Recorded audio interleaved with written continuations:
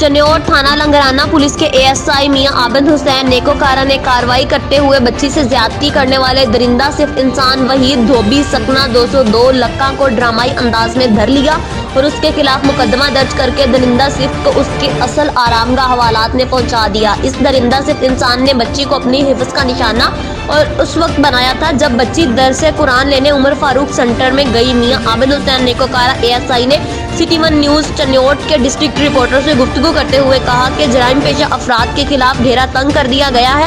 جرائم پیشہ افراد اپنا قبلہ درست کر لیں، ایسے درندہ صرف انسان اور جرائم پیشہ افراد کے خلاف کارروائیاں جاری رہیں گی، یہ کسی رعایت کے مستحق نہیں، ان کا ٹھکانہ جیل ہے۔ علاقے کے لوگوں نے ASI میاں عابد حسین نیکوکارہ کو کارروائی کرنے پر خراج تحسین پیش کیا۔ رپورٹ کر رہے ہیں لیاقت علی۔